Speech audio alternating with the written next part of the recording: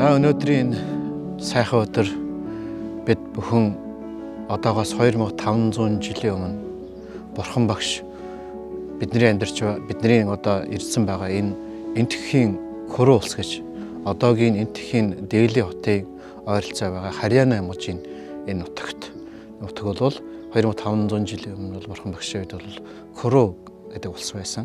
Хөрөө гэдэг улсын Камма Садхамма нэртэй хотын энэ одоо байсан газар энд ирээд ингээд одоо энэ сайхан Камма Садхамма нэртэй энэ газар Бурхан багш өөрийнхөө сургаал ном одоо айлдсан чухал судруудаас хамгийн чухалд ордог Махасатипатан судрыг айлдсан энэ сайхан газар өнөөдөр хөрөлцөн ирээд байж байна.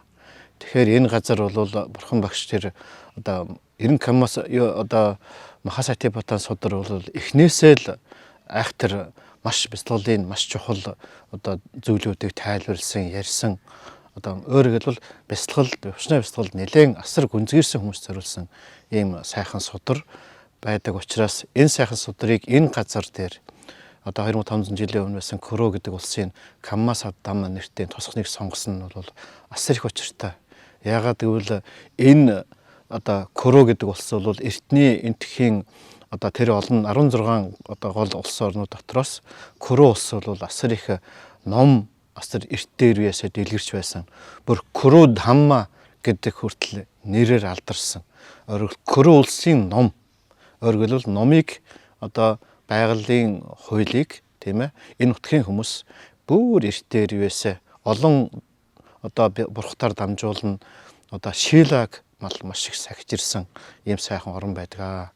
Тэгэхээр энэ сайхан газар бол Бурхан багшийн Махасатипатан судрыг одоо айлдсан ирсэн шалтгаан нь энэ нутгийн хүмүүс одоо төрөлхийн олон одоо үе дамжуулаад олон одоо бурхад дамжуулаад сахижирсан гайхамшиг сайхан орн учраас энэ газрыг сонгож энэ нутгийн хүмүүс сахил сайн суйртай байна гэдэг чинь Шила Самади дараачийн зөвлөлүүдийг нь сурахад бол их амархан байдаг учраас энэ газрыг сонгож энэ одоо Бурхан багшийн айлдсан 84,000 одоо номын цогцод дотроос хамгийн чухал болох Махасатипатан судрыг бол энд айлдсан байдаг. Тэгэхээр ер нь одоо сударт уншиж байхад ялангуяа Бурхан багшийн урт төрлийн цадгуудыг уншиж байх үед бол Бурхан багш энэ Хөрөө улсын бас хаанаар одоо төрөл авч төрж байсан тухай гардаг.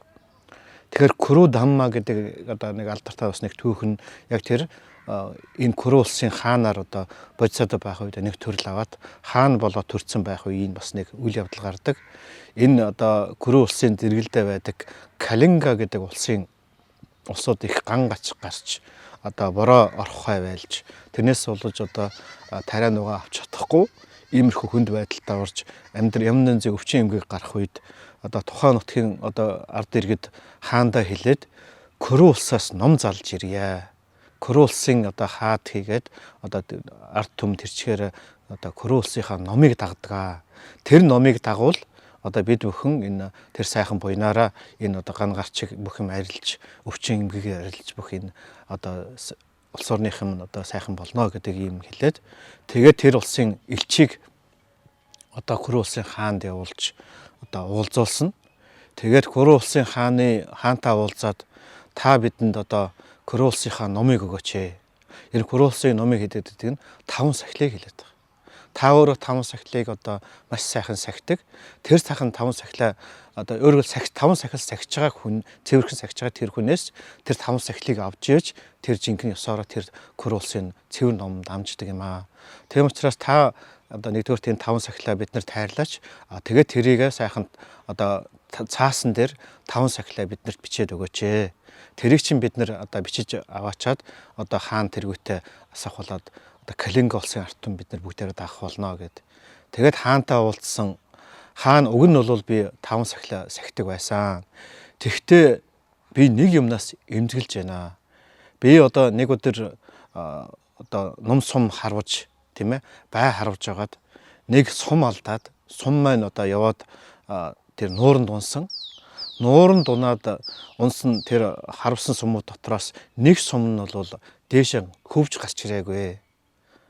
Магадгүй тэр доошоо ороод загас оноод тэр загасны жингээс болоод тэр одоо юу н сум бол дээшээ гарч ирээгүй байсан байж магадгүй. Тэгэхээр би бол тэр яг загас онсног үг мэдээгүй. Тэгтээ тэр сум магадaltaй ямар нэгэн загас юм уу, ямар нэгэн амьтан алаад тэрнийхээ жингийн нас болоод дахиж хөвж гарч ирээгүй. Тэгэхээр би одоо амьтан алсан гэсэн сахилаа алдсан байж магадгүй учраас биний сэтгэл, миний одоо сахил цэвэр биш гэж би бодож байгаа. Тийм учраас би одоо чамд энэ сахилаа одоо өөрөө цэвэр биш учраас энэ 5 сахилыг одоо цааш чамд өгөх боломжгүй гэдэг. Тэгэхээр нь одоо өөр одоо хинээс авах уу гэсэн чинь манай ээжтэй очиж уулзаа гэдэг. Ээжтэй нь очиж уулзсан.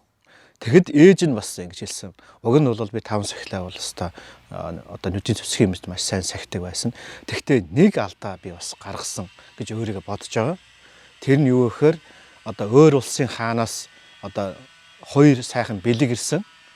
Тэгээд тэр нь юу гэхээр одоо хаан болсон хүүгийн эхнэрт тийм ээ одоо хатан одоо хүүгийн эхнэрт нэгийг өгнө гэж бодоод нөгөөх нь хунтайж болсон нэг 2 хүүтэй байсан. Хунтайж болсон хүүгийнхээ эхнэрт нэгийг өгнө гэж бодсон. Тэгэхдээ илүү сайхныг нь хатанд нь өгнө гэд нөгөө одоо жоохон тэрнээс илүү үн багтайг нь болохоор тэр юуныхаа хунтайж хаан болоогүй байгаа. Тэр хүүгийнхээ эхнэрт өгье гэж бодсон. Тэгэхээр би 2 бэрээ жоохон ялгсан болсон. Өгөөгүй шүү дээ. Тэгсэн мөртөө тэрийгээ би алдаатай одоо тэр бодол маань одоо сэтгэлдээ тийм ботсон тулд учраас би бас тэр одоо 5 сахил алдсан болов уу гэж би бодож байна. Тэр одоо гимээсээ болоод би энэ миний сэтгэл бас тэр гимнээс болоод сахил алдсан гэж бодож байгаа учраас чамд одоо энэ сахилыг өгөх боломжгүй байна гэх. Тэгээд дараачийн хүн дээр очисон хатан дээр очисон. Нөгөө хааны хатан дээр очисон.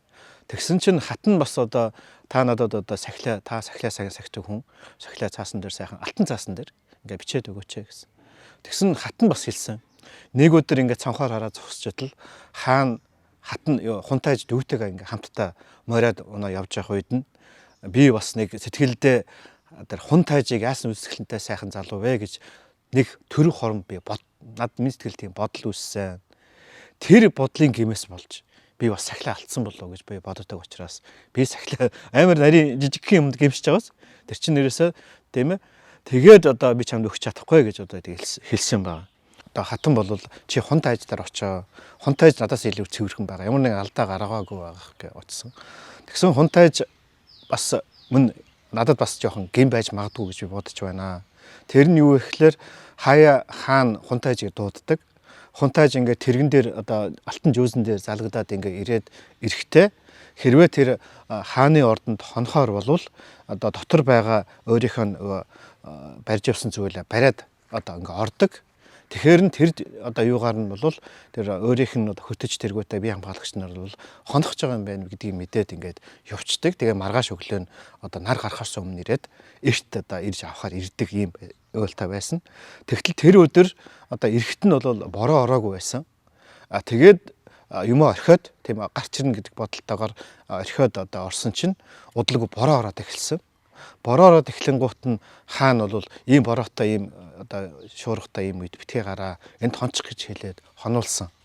Тэгээд хаан хунтайж бол нөгөө гадна байгаа харуул хамгаалтын хүмүүсийг мартаад хончихсон. Тэгээ өглөө болсон чинь өө хэдэн гадаа байж исэн.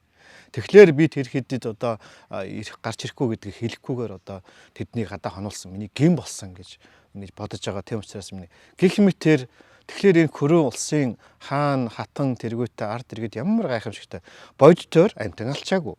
Бодтоор худал хэлчээгүй. Бодтоор хулгай хийчээгүй. Тэгсэн мөртлөө тэр жижигхэн гимүүдийг хүртэл бас 5 сахилынхаа одоо гэж тэгж айхтар гимшиж яах гэдэг чинь бодтоор бол 5 сахилыг ерөөсөөс алддаг хүн нэгч байхгүй байсан байна шүү дээ.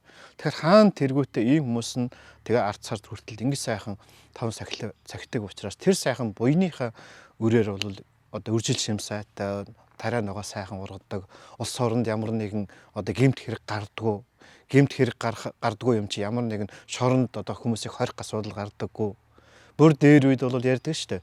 Хамгийн одоо ихтэй л нэг 15 хоногийн л ялтаа хүмүүс хаяа нэг гардаг байсан гэж байгаа. Тэгэхээр юу бүр бодитоор бол тийм одоо амтаа алсан худал хэлсэн хулгай хийсэн үйлдэл хийдэг хүн бараг байхгүй. 15 хоногийн ял авсан хүнийг бол ямар их нүгэлтэй хузар муу хүн бэ гэж үздэг байсан гэж байгаа. Тэгэхээр эрт дээр үеийн одоо тэр Көрөө ялангуяа бидний одоо сууж байгаа энэ Көрөө улс бол тийм ариун дагшин улсууд амьдардаг байсан учраас энэ орн маш сайхан амар амгалан байсан. Тэгээ энэ газар дээр бол Бурхан багш энэ одоо Махасатипатан судрыг сонгож айлдсан юм аа гэдэг.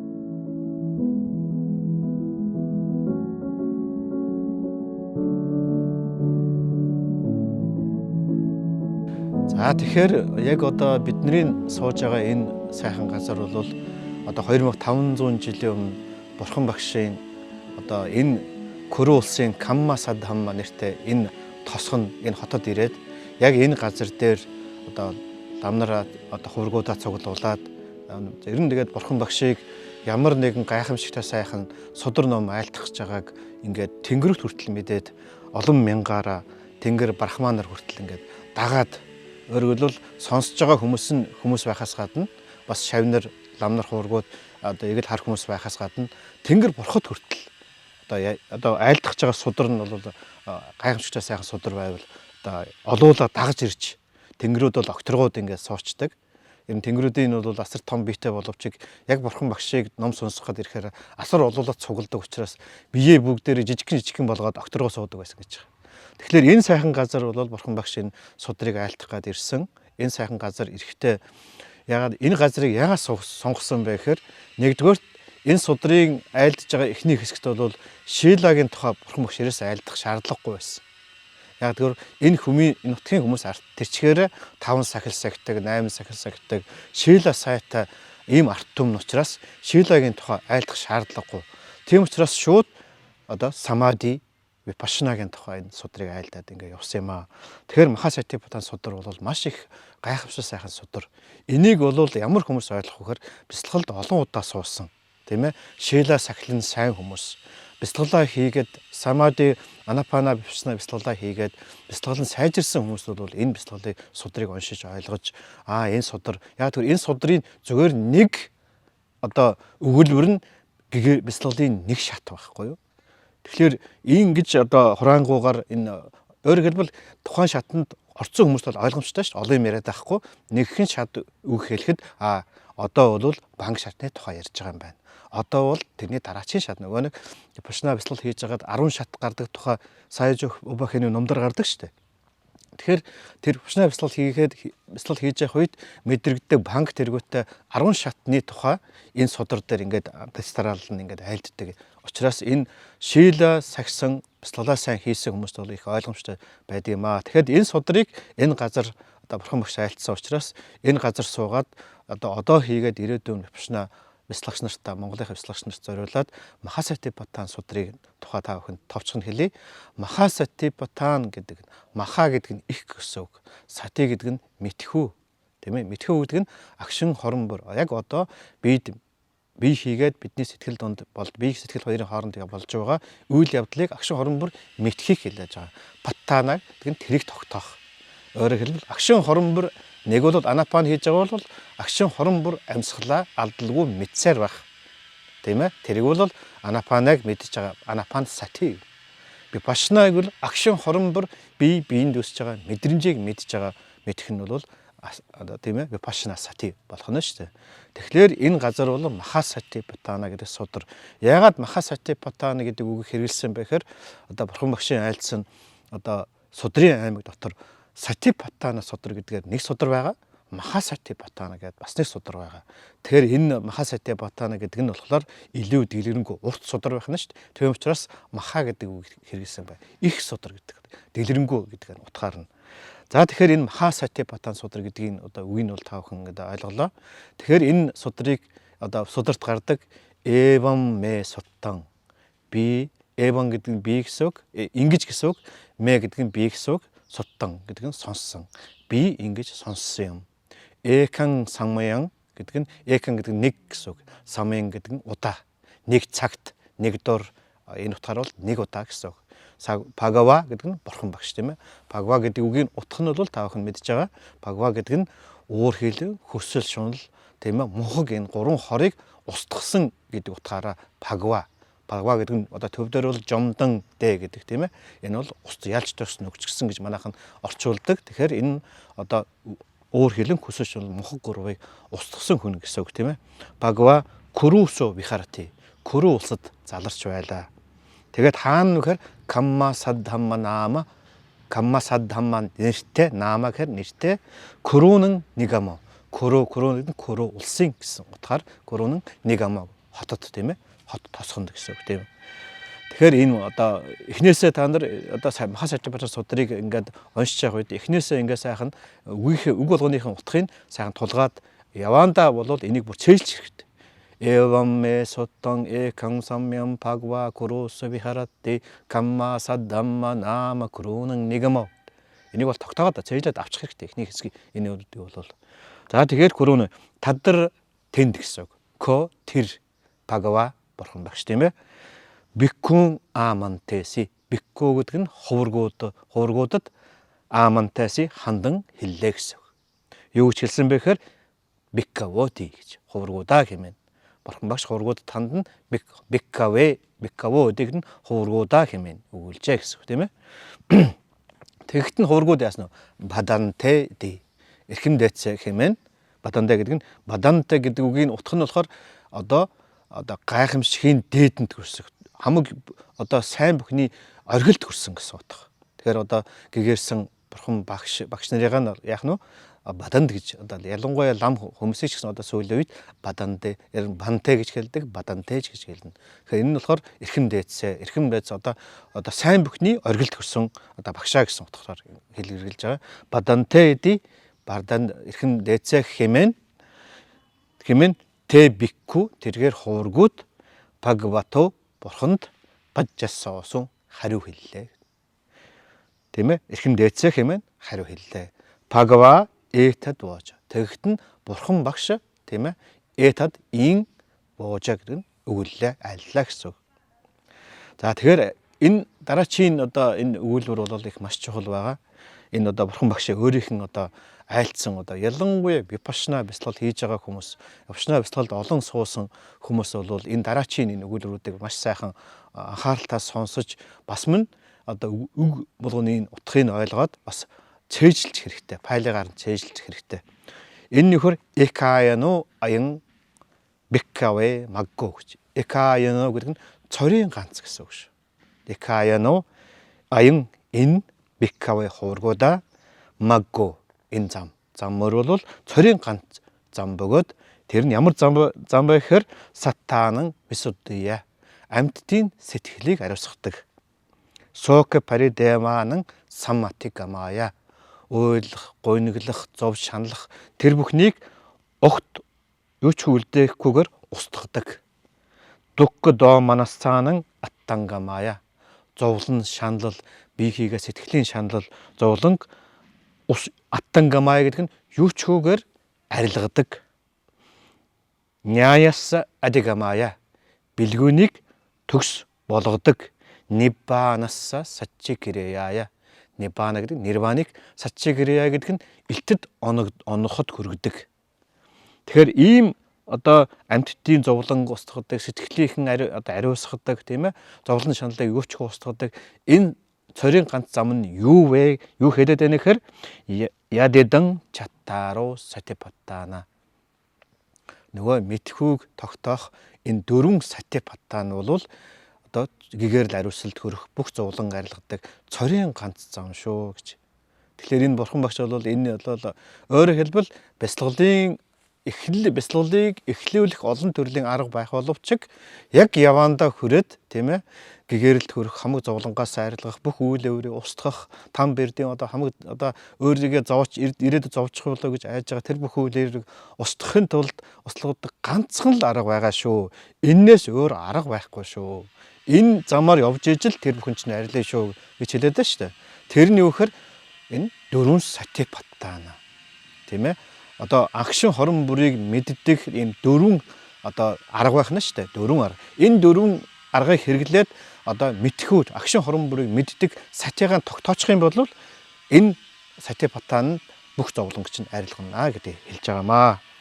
Чаттаруу аль дөрв бэ? Катамо аль чаттаруу гэдэг нь дөрв гэсэн. Аль дөрв вэ хэмээвээс ида энд хуваргуудаа биккаве хуваргуудаа тэгээд бикку каё анапасси вихарати атапи сампажано сатима винея логе абича дооманассан. За энийг яг ижилхэн дөрвөн үг давтагдана. Мөн веднасу ведна анупасси вихарати атапи сампажано сатима житте житта анупасси вихарати атапи сампажано сати마 винея логе абича дооманассан. тэгээд 담미에서 담마나 파세 비하라티 아타피 삼파자노 사테마. Тэгэхээр энэ дөрвөн сатипатан гэдэг одоо энэ өгүүлбэрийн одоо дахиад би тайлбарлах хэрэг гае гэдэг нь биенд гае анапассе биенд биеийг дагна випашана хийдэг гэсэн үг. Бүр дагна хардаг гэсэн үг тийм ээ. Анапассан хардаг харна орш вихарати гэдэг нь оршдог тийм ээ. Биеийг даган харж оршихдоо яадаг вэхээр ямар маягаар оршдог вэхээр атапи ингэж биеийг даган харж бавшна хийгдэх хүн ямар байх хэвээр атапи хичээл зүтгэлтэй байдаг. Яг биеийг даган харъя. Биенд дүүсэж байгаа биеийг дагаад ингээд ажиглаад явъя гэдэг хичээл зүтгэлтэй байх хэвээр. Атапи сампажано ингээд ажиглаад явж байхдаа яах нь бэлгүүнтэй байх хэвээр. Сампажано гэдэг нь төгс бэлгүүнтэй. Мөнгөсөн бэлгүүнтэй. Бэлгүүнтэйгээр ажиглах нь шүү. Зүгээр нь бие дагаа хараад явах нь биений хөдөлгөөнийг зүгээр ингээл хөдөлж байгаа маягта биеийг хөдөлж хөдөлгөөний дагаа харахгүй нь шүү. Биеийг хөдөлгөөнийг харахтаа биенд үүсэж байгаа мэдрэмжтэйг нь хараад мэдрэмжийг мөнгөсөн бэлгүүнтэйг ингээд сампажанотагаар хардаг. Сатима агшин хорон бүр тэр биений хөдөлгөөнийг сатима гэдэг нь агшин хорон бүр мэджээдэг. Винее логе винее гэдэг нь орхих гэсэн үг. Логе гэдэг нь энэ бие дотор. Логе абиджа гэдэг нь одоо хүсэл шунал дооманасан гэдэг нь уур хэлнэ. Тэр биенд дагаж бяцлаж байгаа хүн яах нь эдгээр хичээл зүтгэлтэй байдаг. Хоёрдугаар мөнгө хүсийн бэлгүүнийг нэг хоромж алдахгүй байдаг. Тэгээд агшин хорон бүр биенийхээ даган мэдэрч яадаг, сатима байдаг. Тийм ээ, дестраллаараа мэдэрч явах нь шүү дээ.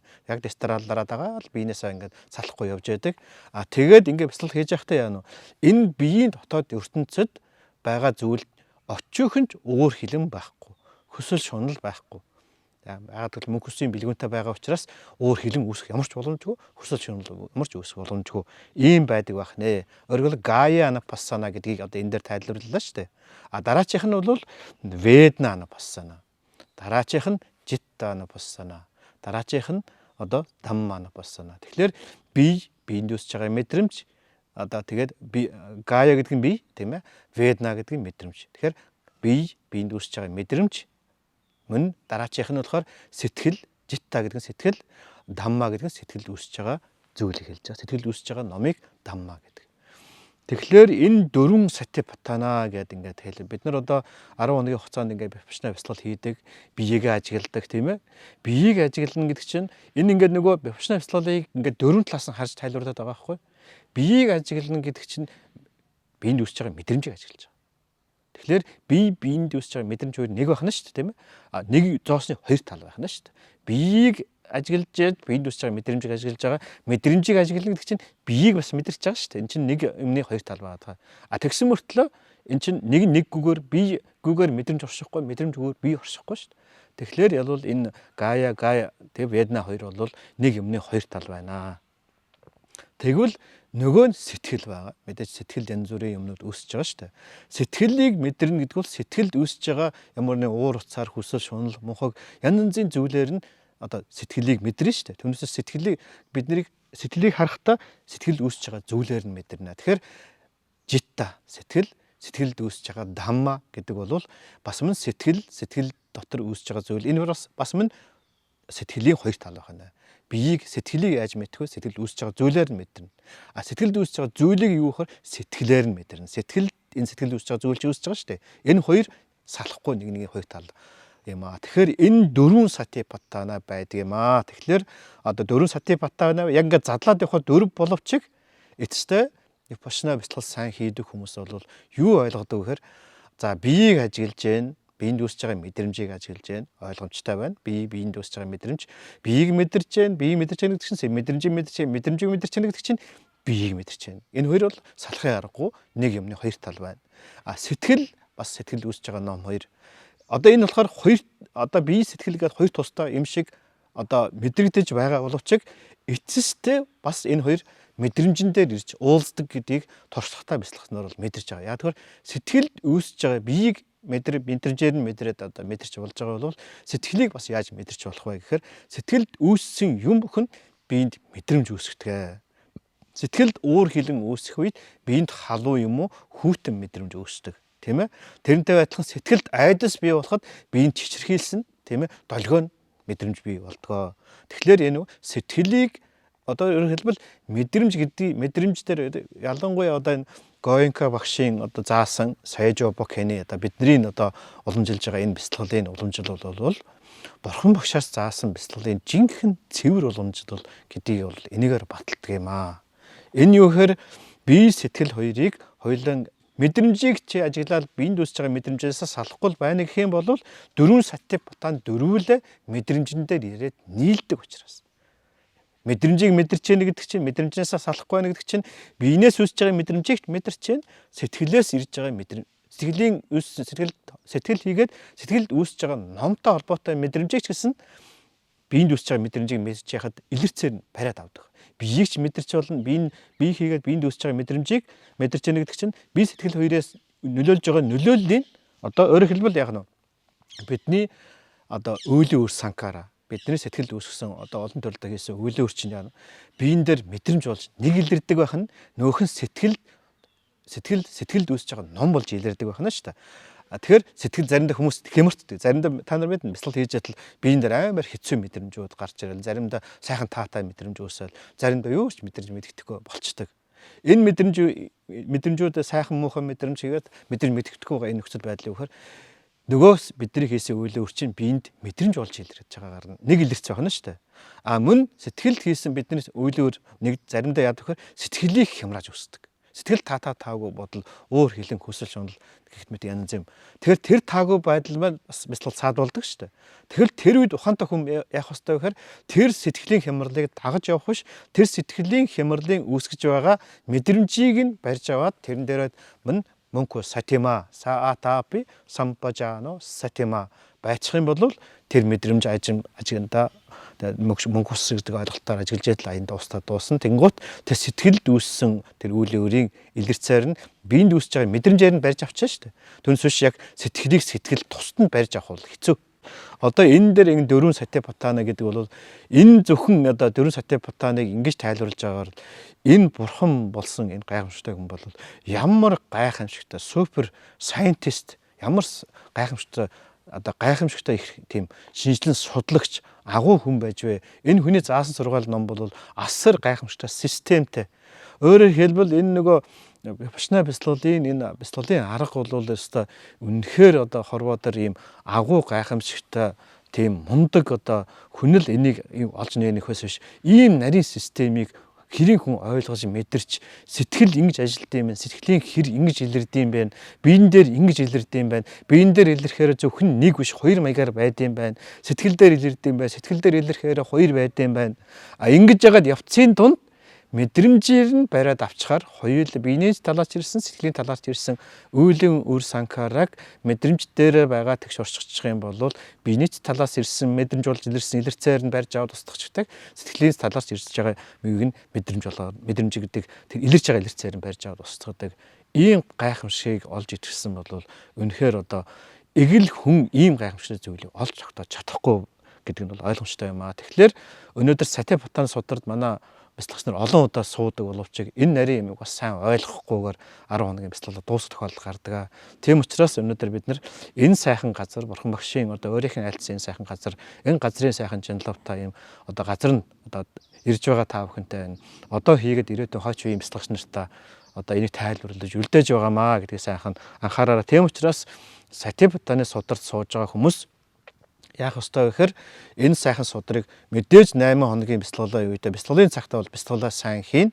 Амралтын цагуудаа энэ судар нэг маш сайн уншиж эхнээс нь бүр үг үсгээр нь ингэж тулгаж тийм ээ эвом мэ суттан гэхэд чинь эвом гэдэг нь ингэж мэ гэдэг нь би суттан гэдэг нь сонссон юм. Ер нь одоо энэ энтхийг одоо Монгол өгүүлбэрийн зохион байгуулалт энэ баг ойролцоо. яг л нэг одоо дистаралаараа орчуулад яг доош нь тавихад бол яг ижилхэн монгол үг гардаг. Тийм учраас бид нар энэ монгол одоо судрын юундаар бол яг ингээд хадмал орчуулгаар нь хийчихсэн байгаа учраас харьцуулаад ингээд уншаад явхад бол заавал пайлын хэлний их мундаг эрдэм тэмэргэн байх шаардлагагүй.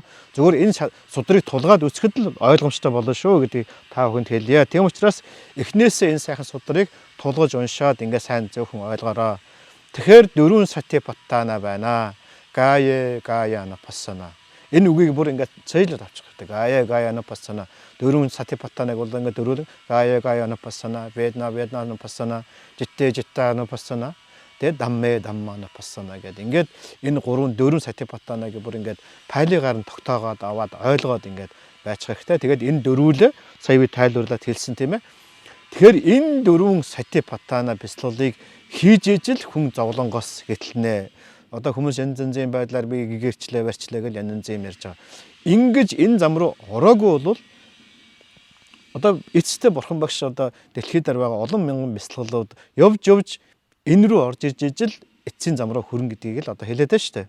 Тийм учраас Випашна бяцлал хийж байгаа, Випашна бяцлалтаа учирчсан, ялангуяа 3-аас доошгоор суучихсан ийм сериосны бяцлал хийж байгаа хүмүүс бол үнэхээр азтай.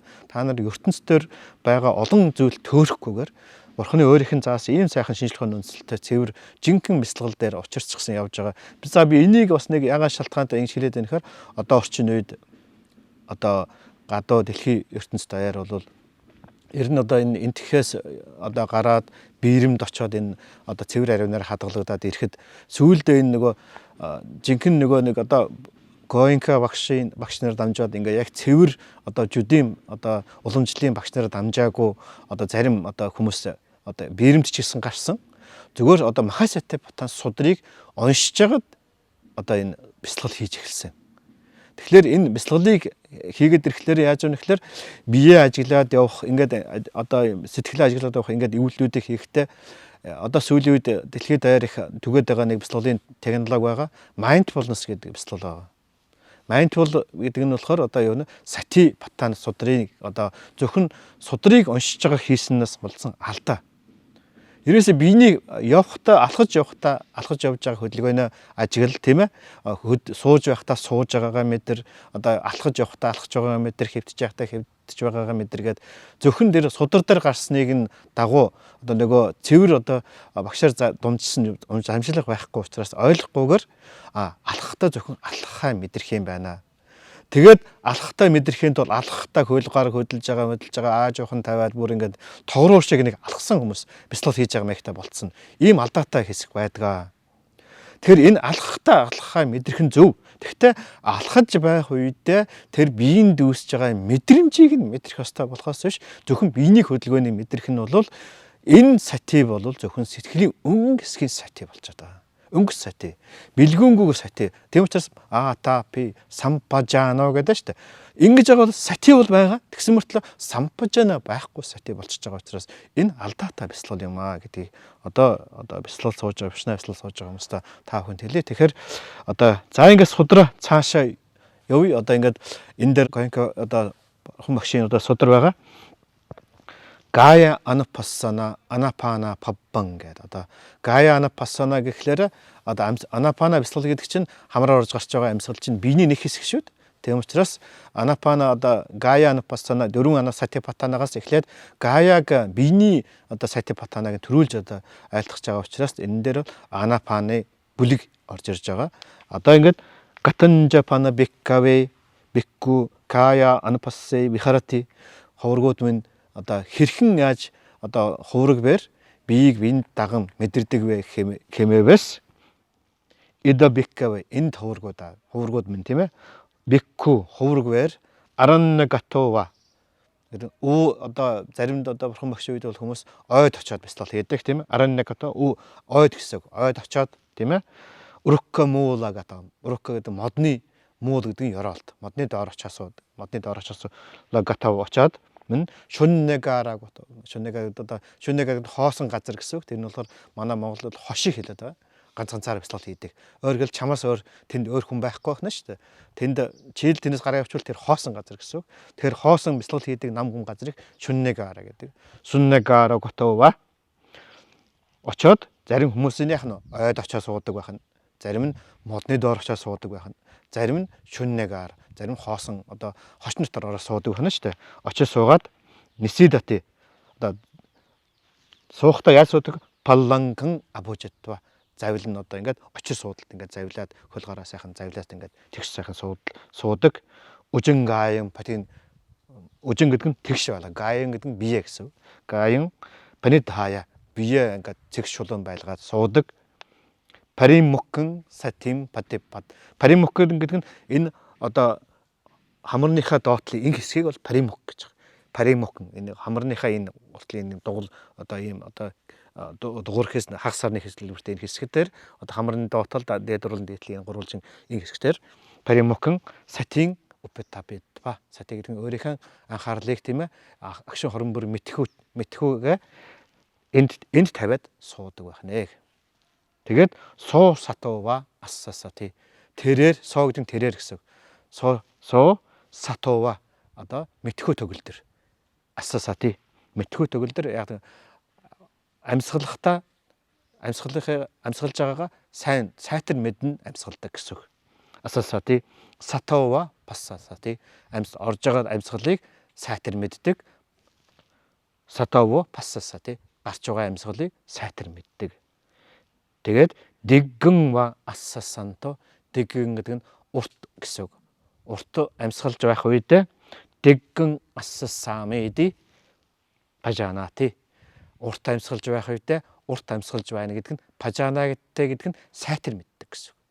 Өөрөөр хэлбэл яг урт амьсгал орж байгаа үед яг урт амьсгал амьж байна гэдгийг яг яс тус сайн мэддэг гэсэн. Дэггэн ва пассасанто богино амьсгал авч байх үед дэггэн пассасами эди пажанати. Богинохон амьсгалыг авч явах үед богино амьсгал авч яана гэдгээ маш пажанати гэдэг нь маш сайтар мэдж байна гэсэн үг тийм. Ассасанто богино амьсгалыг авч байх үед рассан ассасами дэ пажанати. Богино амьсгалыг авч байна гэдгээ мэдж байна. Рассан ва пассасанто богино амьсгалыг гаргаж байх үед рассан ва пассасами эдэ пажаати. Богино амьсгалыг гаргаж байна гэдгээ мэдж байдаг. Тэгэхээр энэ бол яг анапаны яг эхний хэсэг байгаач амьсгалыг орж байна гэдгийг мэддэг, амьсгалыг гарч байна гэдгийг яг тодорхой мэддэг. Яг орж байгааг гарч байгааг яг яс өөр анхааралд хандуулахгүйгээр орж байгаа гарч байгаа амьсгалыг алдахгүйгээр ингээд мэддэг. Ингээд сайн бяцлал одоо ингээд энэ бол бяцлаглын анапаны бяцлаглын эхний хэсэг байна шүү дээ. Энэ дээр ингээд яг орж байгаа гарч байгаа ингээд алдахгүй ингээд төвлөрөөд тодорхой хэмжээ тийм ээ тодорхой хэдэн хором одоо төвлөрхийг ямар каник самаади гэж хэлдэг. Агшин хормын самаади. Агшин хормын төвлөрөл байна шүү дээ. За ингээд энийг сайн хийгээ явж итэл цаашдаа юу болдог вэ гэхээр дараагийн шатна. Саббагая патисамведи ассисами десаккати. Саббакая гэдэг нь саб гэдэг нь бүх гэсэн үг. Кая гэдэг нь бие гэсэн үг. Патисамведи гэдэг нь сайтар мэдрэнгэ тийм ээ бүхэл биеийг сайтар мэдрэнгэ ассасами десаккати. Амьсгалж байна хэмээн мэдэрдэг. За энэ бол энэ юугаар одоо бяцлал анапаны бяцлал сайн хийгээд сайн төвлөрөд одоо сайн дараачийн шат руу ороод ирэхлээр яах нь вэ? Амьсгал одоо ингээд авч байх үед нэг амьсгал ингээд авахд тэр амьсгал бүхэл биеэр ингээд тарахад одоо дээрээс доош аваад доороос тийшээ амьсгалын нэг амьсгал биеэр гүйж шít. Тэрийг мэдрэнгэ ашигладаг гэсэн. Гайхамшигтай байгаас чинь випшна дахиад давхар ороод эхэлж шít тийм ээ. Тэгэхээр нэг амьсгал авахд байна уу? Нэг амьсгал авахд амьсгал агаараар би бүхэл биеэр ороод бүхэл биеэр тарахад тийм ээ. Тэгээ хөлийн үзүүрт хүрээд хөлийн үзүүрээс дахиад амьсгал нэг авах хооронд дээшээ хүрээд ирж байгааг энэ дээр сиккэтэй гэж. Энэ бол нэлээд амаргүй. Энэ байдалд бол тийм амар хөрөхгүй. Тийм ээ. Тийм учраас сиккэтэй гэдэг нь суралцдаг гэсэн үг. Анапаны бяцлал сайн хийгээд ирвэл ийм байдал. Тэгээ дараа нь яах нь саббагая патисамведи пассисами десиккати. Бүх биеийг мэдэнгэ тийм ээ амьсгал гаргаж байна. Нэг удаа амьсгал авахд бүхэл биеийг мэдрээд бас бол энийг бас нэг тор бас тайлбарлаж болно. Нэг амьсгал авахд тийм ээ дээрээс доошоо хүрээд нэг амьсгал гарахад доороос дээшээ одоо бүхэл биеийг мэдрэнгэ. Өөрөөр тэр амьсгал ороод бүхэл биеэр тарахад энэ одоо хүчлэг хүчин бүхэл биеэр гүйж шít. Тэрийг мэдрээд хөлийн дуранд хүрлээ. Дахиад амьсгалыг гаргахад бүхэл бие мэдрэнгэ одоо толгойн оройд хүрэх. Пассесами эдисиккати энд суралцдаг гэсэн үг. Ингээд энэ анапаны бяцлаглыг ингээд сайн хийгээд ирэхлээр аяндаа эн чинь випашна руу хөтлөд эхэлж байгаа шүү дээ. Тэгэхээр энэ сиккати пасан баян кайсан одоо энэ дараачийнх нь бас одоо анапаны бяцлал хийгээд ирэхлээр мэдрэгдэх дараачийн шатыг хэлээд байгаа. Пасан баян кая санкарам. Пасан баян гэдэг нь одоо кая санкара гэдэг нь биеинд үүсэж байгаа одоо бяцлал одоо анапаны бяцлал хийж явах ч гэсэн биеинд сайхан муухай таагүй хөл гар өвдөл янз янзын мэдрэмж үүсэж яадаг. Төвлөрөл сайн болоод ирэхлээр энэ биеинд үүсэж байгаа санкара пасан баян гэдэг нь тайван амгалан болж эхэлдэг. Энэ өвдөхөй болоод биеинд одоо таатай мэдрэмж бий бол пасан баян гэдэг пасан баян тайван болж байгаа, сайхан болж байгаа, таатай болж байгаа кая санкара биеинд үүсэж байгаа санкараг биеинд үүсэж байгаа таатай мэдрэмжүүд пасан баян тайван болж байгаа, таатай болж байгааг мэдрэнгэ ассасаами дэсэккати. Амьсгал авах гойда биеийн таатай байдал үүсэж байгааг мэдрэнгэ амьсгал авдаг хэмээх юм байдал суралцдаг пасан баян кая санкаран биеинд үүсэж байгаа мэдрэмжийг таатай тайван сайхан аз жаргалтай болж байгааг мэдрэнгэ амьсгалаа гаргаж байдаг гэсэн. Эндээ суралцж байдаг гэсэн. Тэгэхээр анапана бяцлал яаж яана вэ? Яг хамраа орж гарч байгаа амьсгалыг хөтлөөд явж байтал саяын 2 шат давмждаг байна шүү дээ. Амьсгал авангууд нэг амьсгал хамраар орлоо бүхэл биеэр төгсөөр байгаад хөлийн үзүүрт хүрээд хөлийн үзүүрээс дахиад амьсгал гарах хооронд бүхэл тэр одоо биеэр орсон агаар одоо толгойн орой хүртэл ингээд явж байгаа нь мэдрэгддэг байна шүү дээ. Тэгээд энэ төвлөрөл ийм одоо маягаар төвлөрөөд явж байтал цаашдаа яах нь вэ? Биений хөл гарын өвдөдөг байдаг. Бүх юм алга болоод анапана бяцлал хийж байтал нөгөө таагүй байдал бүгд алга болоод биений одоо кая санкара биений санкаранууд нь намжаад биеийн таатай байдал бий болж байгааг мөн бас пасан баян кая санкаран ассасами дэсэккати амьсгал авч байх үед биений таатай байдал үүсэж байгааг мэдрэнгэ тэрийг одоо амьсгалаа авдаг мөн биений таатай байдал үүсэж байгааг мэдрэнгэ амьсгалаа гаргадаг. Амьсгал гарах хооронд бүхэл биеийг тэгж одоо сайхан болгоод болж байгаа мэдрэнгэ одоо амьсгал орж гарахыг яах нь шүү. Энд суралцдаг.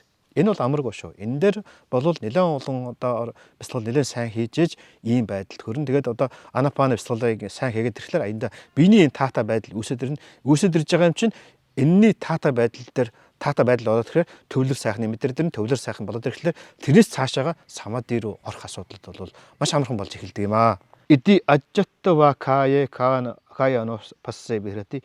Иди гэдэг нь ийхүү ажжатан гэдэг нь дотн талаас нь гадна талаас нь гэсэн үг шүү тий. Ажжатан ва кая биений гадна талаас нь кая но пассе биений гадна талаас нь ингэхөө ажиглан анапасна бяцлал хийн вихарат гэдэг оршдог тийм ээ. Тэгээд дараа нь бахитта гэдэг дотн талаас нь кая анапассе вихарати. Эхлээд яана бид нар випашна бяцлалт хийхдээ биений гадна талаас нь биений үүсэж байгаа мэдрэмжийг ажигладаг шүү дээ. Тэгэхээр энийг одоо бурхан багш энд хэлээд байна. Оргил анапана бяцлал хийгээ явж байтал аянда биений мэдрэмжүүд мэдрэгдэж эхэлдэг. Тэгэнгუთ хүн яах нь вэ? Биеинд одоо анапанагаа орхиод яах нь вэ? Випашнаар ороод эхэлдэг байна шүү дээ. Тэгээд биений гадна талаас ажил гадна үүсэж байгаа мэдрэмжийг дагна биенийхээ гая анапассана хийгээд дараа нь дотн тал биенд үүсэж байгаа мэдрэмжийг мэдрэнгээ дотн тагшаа ордог. Өөрөөр хэлбэл одоо бид нар 11-ийн бяцлал сууж явах үед эхлээд одоо випашна бяцлал эхлэнгуут таагүй янзын мэдрэмжүүд үүсдэг. Тэгээд аницча мөнкус гэдэг ойлголттой нэг хоромж алдалгүйгээр випашна тийм ээ бэлгүүнээ випашна бяцлалаа хийгээ явж байтал хэрвээ ямар нэгэн одоо сэтгэлдээ биенд үүсэж байгаа мэдрэмжийг өөрчлөх гэж оролдохгүйгээр сайхан мэдрэмж байсан ч яг л байгаагаар нь мөнкус гэдэг арн ажиглаад тэрийг сайхны байнга тийм байгаасаа гэсэн сэтгэл огтхон ч үүсэхгүй. Мөн таагүй мэдрэмж гараад ирэхлээр тэрийг алгуулаасаа устаасаа гэсэн сэтгэл огт үүсэхгүй. Сэтгэл юу ч үүсэхгүй, уур хилэнч үүсэхгүй, хүсэл шунал ч үүсэхгүй. Зөвхөн мөнкус гэсэн гэлгүүн л үүсдэг. Мөнкус гэсэн гэлгүүнийг нэг секундч алдахгүйгээр хадгалаад ингээд яваад бяцлал хийгээд байх юм бол яадаг вөхөр яванда энгийн бүдүүн барахтай мэдрэмжүүд өөрөө тодорхой хугацааны дараа устдаад нарийн мэдрэмж болж хувираад эхэлдэг.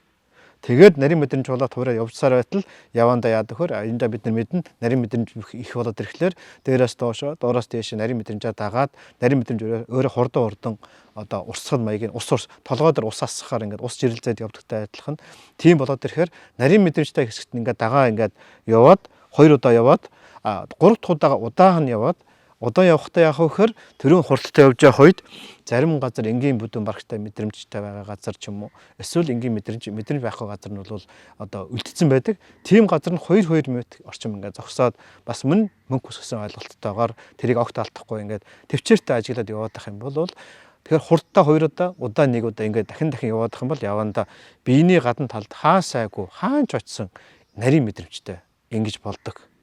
Тэгэхээр нарийн мэдрэмжтэй болсон ийм тохиолдолдоо шүү. Ийм тохиолдолдоо манай хүмүүс бид нар яадаг вөхөр анхаарлаа дотгошоо хандуулдаг шүү. Тийм учраас нарийн одоо Гоенко огшийн одоо бяцлалд маш сайн тайлбарладаг. Ийм болсон тохиолдолд ингийн шүү. Ийм болоогүй бол дараачийн үйлдэл хийж болохгүй гэсэн үг шүү. Хэрвээ гаднаасаа ажиглаад яваад байтал хаанч ямар энгийн бүдүүн барагтай мэдрэмж байхгүй бүгд нарийн хаан сайгүй жирэлцээр юмсан толгой урсгал маягийн хаанч халуун хүүтэн өвдөх барих энгийн мэдрэмж мэдэгдэхгүй тийм байхгүй ямар нэгэн харанхуй өрхөө байхгүй болсон үедээ анхаарлаа дотгошоо хандуулдаг. Тэрийг энд хэлээд байна. Ажжата гая тэг гаднах бие одоо гая кая анапассив хараатай явж байгаад дараа нь дотонд баяттава гая нопс дотонд талах бие дотонд талаас нь ажиллаад эхэлдэг. Тэгээд одоо энэ хоёр тустай эхлэж эхлээд гадна талаас нь ажиллаа нэг хэсэг явж байна. Дараа нь дотонд тгшаа орж байна. Дотгошоо ороод ингээд явж байтал бас яадаг вөхөр дотонд талын биеинд үсэж байгаа дотор байгаа мэдрэмж ажиглаад ингээд явж байтал бас заримдаа энгийн мэдрэмжүүд гараад эхэлдэг. Энгийн мэдрэмжүүд гараад эхлэх үед яах ёстой юм бэ гэхээр тэр энгийн мэдрэмжүүд гараад эхлэнгуут дотгошоо орхоо болчоод дахиад гадна биеийнхээ гаднаас ажиглаад биений гаднаа ажиглаа явжгаад биений гадна талд ямар ч энгийн мэдрэмж байхгүй болсон үед дотгошоогоо орно. Дотгошоогоо ороод дотгошоогоо дотор үүсэж байгаа мэдрэмжүүдийг мөнгө хүсгэдгийг нь ойлгоод ингээд ажиглаад явж байгаад явж байтал аяндаа дотор бас нарийн мэдрэмжүүд болоод эхэлдэг. Энгийн мэдрэмж байхгүй болоод эхэлдэг. Тэгээд тэгжээд явандаа дотор бас энгийн мэдрэмж байхгүй бүгд нарийн мэдрэмжтэй болоод эхлэх үед ямар үйлдэл хийдэг вүлээ? Та бүхэн одоо мэдж байгаа 11 слайд дээр Гоенко огш тайлбарладаг. Тийм болсон үед тэгин шүү гэж. Гадна нь ямар ч энгийн мэдрэмж байхгүй бүгд нарийн мэдрэмж болчихсон. Дотгошоо ороод хандаад явж байгаад энгийн мэдрэмжтэй газар тогсоо 2 минут явсаар байтал дотор хэсэгт ч гэсэн ямар ч энгийн мэдрэмж байхгүй болсон үед яах ёстой вэ гэхээр одоо дээрээс доошоо нухсаар одоо анхаарлаа хандуулж яваад нухсан дотор ямар нэгэн мэдрэмжтэй байна уу гэдгийг ажиглах ёстой байдаг. Зөвхөн тэр болсон тохиолдол шүү дээ. Манайхан одоо бяцлал суусан хүмүүс заримдаа одоо болоог байхад л одоо дотгошоогоо орцсон гадна энгийн мэдрэмж байж ах чинь дотгошоо давч ороод тэгээ доторх нь орчихсон доторх нь бас сайн цэвэршааг байхад нухсаар ажиглаад ингээд яваад ингээд бүр ингээд холиамад гаднаас нь цэвэрлэл дуусчаад дотгошоо ордог. Тэгээд гаднахын цэвэрхэн бол чинь дотгошоо орж байна. Дотгошоо ороод ажиглаж байтал доторх нь бас бүгд нарийн мэдрэмж болоод дотор бас гадна доторгоо цэвэр болсон үед дараа нь нухсаар анхаарал хандуулж явуулдаг хоноо шүү. Дистаралтай байх хэрэгтэй шүү. Энийг алгасаж төрүүлж явах бол хоройтой шүү гэдэг одоо бяцлагч нар сайн хэлээ. Энийг бол 10 хоногийн бяцлал дөндөө суусан хүмүүс алдаад байдаг учраас энд хэлж байгаа. За тэгээд нухсаар ингээ анхаарал хандуулаад ингээд явлаа. Бас нухсан ч гэсэн одоо энгийн мэдрэмжтэй газар зогсоод ингээ 2 минут тайхан яваад итэл яванд энэ нухсан ч гэсэн ямар энгийн мэдрэмж байхгүй бүгд нарийн мэдрэмж. Гаднад тэрчхээрээ нарийн мэдрэмжтэй. Дотн тэрчхээрээ нарийн мэдрэмжтэй. Тэгээд нухсаар одоо бүх юм нарийн мэдрэмжтэй болсон тохиолдолд яах вэ гэхээр одоо Гоенко огш бяцлагын одоо 9 өдөр тайлбарладаг тайлбардар гардаг. Тэрний юу гэхээр үнэхээр миний бие газар сайгүй нээгдэж өгөө юу. Яг газар сайгүй одоо бүгд нарийн мэдрэмжтэй болчихсон тийм ээ. Одоо бие маань ийм сайхан цэвэрхэн болж өгөө гэдгийг онохын тулд яах вэ гэхээр тодорхой цэг урьдчилсан төлөвлөгөөгөөр анхаарлаа тодорхой нэг цэг дээр аваачаад төвлөрүүлдэг. Биенийхээ хаа нэгэн хэсэгт яах нь хурууны өндөгний дээтэй газар анхаарлаа аваачаад ингээд төвлөрүүлээд яг хандсан газарт очиод яг тэр хурууны цэгийн дээтэй анхаарлаа төвлөрөнгөт яг тэр газар мэдрэмж мэдрэгдэх ёстой. Тэгээд тэр мэдрэмжийн яг тэр газар дээр тогтох ёстой.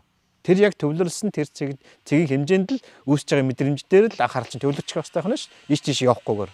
Тийм байж чадж байгаа бол одоо чиний бяцлал одоо сайн боллоо гэсэн үг юм аа. Тэгэхээр энийг энд хэлээд байна. Иди ажжаттан вага ийхүү ажжаттан гадна талд нь гая напсээ хараад биеийг биенд дагна харж оршдог тийм ээ.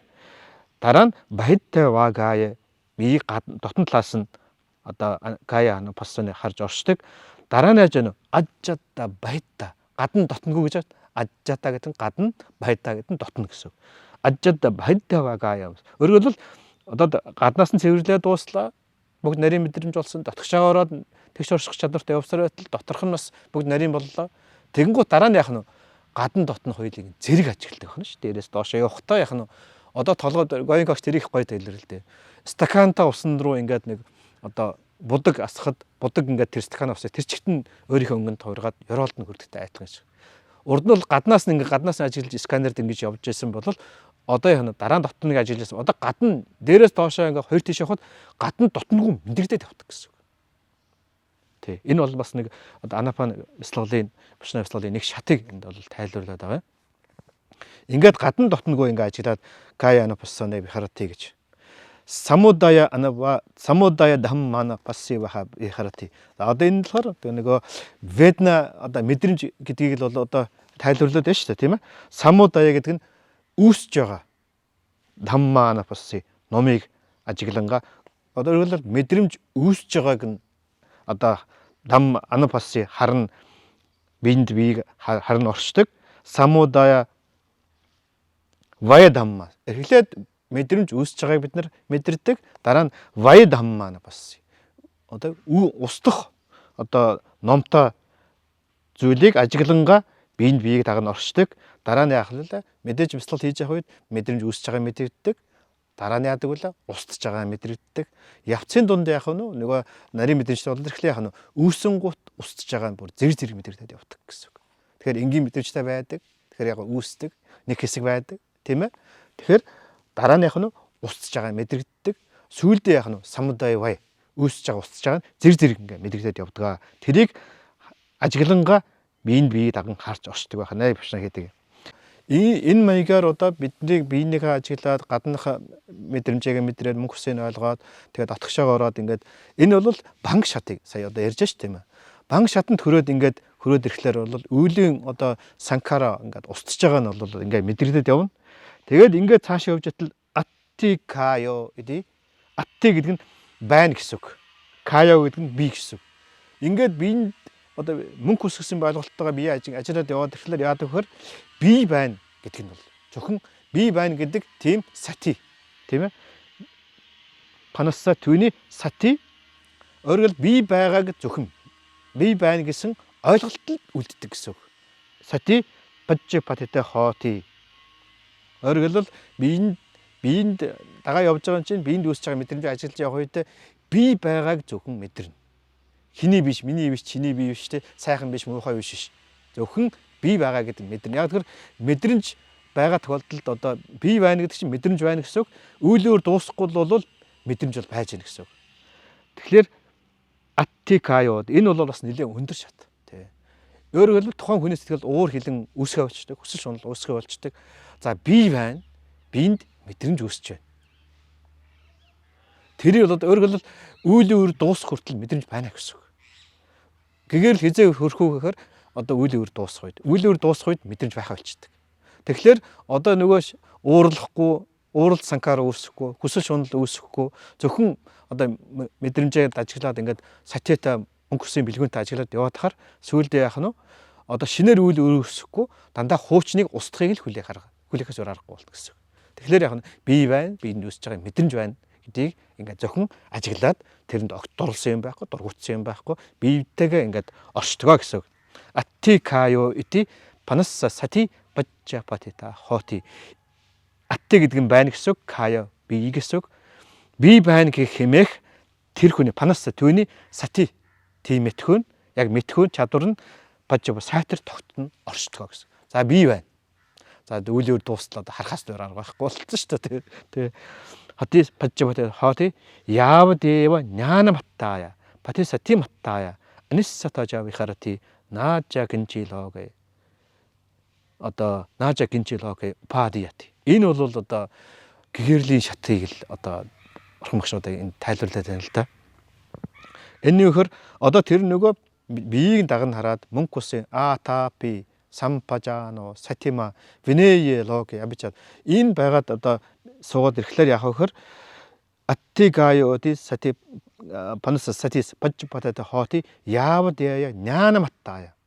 Ерөөсө одоо гэгэр хүртэл зөвхөн мэдэх төдий. Тэг мэдэх төдий. Миний би, чиний би, сайхан би, муухай би, тэг энэ арилаасаа устаасаа гэсэн зөвхөн би байна гэдэг энэ сати одоо энэ ойлголт зөвхөн оршдог. Сайхан би, миний би тэ гэсэн ойлголт байхгүй. Зөвхөн за би байна. Биенд үсэж байгаа мэдрэмж байна. Энийг зөвхөн мөнгө гэсэн бэлгүүнтэйгээр ажиглалаа. Тэгээд зөвхөн би байна гэдэг тэр сатил үлддэг. Тэгээд энэ бие дотроо наажа гинжи логэ упадээд энэ биеийн дотор үүсэж байгаа ямар нэгэн мэдрэмж бие хийгээд биенд үүсэж байгаа мэдрэмжинд яах нь вэ? Ямар нэгэн одоо уурлах, хэнэглэх, дургуутсах сэтгэл огт үүсэхгүй болдгиймаа гэсэн үг. Эмопеко беккаве бекку кая каяно бассай бихарати. Кая анупассана гэдэг бол ингэж хийдээмаа. Амьсгалыг ажиглаад явж байтал амьсгал нь өөрөө цаашаа хөтлөөд биеийн амьсгал бол биений нэг хэсэг шүү дээ. Амьсгал биений нэг хэсгийг ажиглаад явж байгаа амьсгал нь өөрөө одоо мэдрэмж рүү хөтлөөд мэдрэмж нь өөрөө амьсгал бие хоёр нь хамт явсаар байгаад гэгэрлийн чадамт хүргэж юм аа гэдэг. Өөрөөр хэлбэл энэ одоо жишээгээр одоо Сатипатаны бяцлал сууж байгаа бяцлагч нар маань энэ одоо ингээд энэ бүлэгтэй адилхан дараачийн бүлгүүд яг бүгд ижлэх нь яг ийм одоо зарим газар болохоор яа одоо мэдрэмжийг ажиглаж явж байгаа л цагийн шатууд ингээд дараалал гэгэрэл хүртэх шатыг ингээд явдаг юм шүү гэдгийг одоо та хүн тайлбарлаж байгаа маа. Тийм учраас Махасатипатан сударт одоо сууж байгаа хүмүүс байна. Энийг жишээг одоо ойлгоод Махасатипатан судрын хурсанд сууж байх үедээ судраа бас завтаа цагуудаар маш сайхан шаргуу одоо англи монгол одоо тэр юу орчуулгатай сайн тулгаж уншиж ойлгох хэрэгтэй. Дээрэс нь мэдэхгүй байгаа өглөө байвал багшаасаа асууж лавлаж 8 хоногийн Сатипатан сууж явах үедээ мэдээж бяцлагын цагуудад яг бяцлагаар яс хийх хэрэгтэй. Бяцлагын цагуудад бол энэ ном судраа уншиж болохгүй. Амралтын цагуудад бол энэ ном судрыг уншиж ялангуяа номын айлдар гонх өгч айлж явахд бол маш анхаарлаа сайн сонсоод тэгээд энэ одоо айлж байгаа өгөөдийг бол маш сайхан ялангуяа саяын одоо хамгийн сүүлчийн тэр одоо бяцлагын шатуудыг одоо тайлбарлсан одоо хэдэн өгүүлбэрүүдийг бол бүгдийг сайхан цээжлэх хэрэгтэй. Гая но пассе бихарате атапи сампажано сатима винеологи абижадо манасан. Тийм ээ. Тэгээ энэ бүх шатуудыг одоо пасан баян гая санкар ингээд эдний бүгдийг сайхан ингээд сайхан цээжл сая миний хэлсэн хүртэл бол цээжлэх хэрэгтэй л гэж би хэлээд байна. Цээжлээд хэлээд ойлгоод авчвал энийг сайн тогтоогоод авчвал хойшоо явж байгаа юмуд дахин давтагдах учраас ойлгомжтой байх. Тэр дөрвөн одоо сэтгэл биений талаар одоо дараа нь ведна мэдрэмжний талаар явна. Дараа нь сэтгэлийн талаар явна. Дараа нь сэтгэлд үүсэж байгаа номын талаар ингээ явж байгаа нь болохоор одоо бүгд ижлэх юм давтан одоо өөр талаас орж иж байгаа боловч бүгд ижлэх нь энэ орохтол ижлэх явдаг учраас энийг сайхан одоо эхнээс нь сайхан одоо ойлгоод бас файлын үгийг одоо сайн ойлгоод тогтоо цээжлээд файлыгаар нь энэ хүртэл нь бол сая миний ойсны хүртэл цээжилчих хэрэгтэй. Тэгэх юм бол хоошоо судрал ойлгомжтой болно л гэсэн.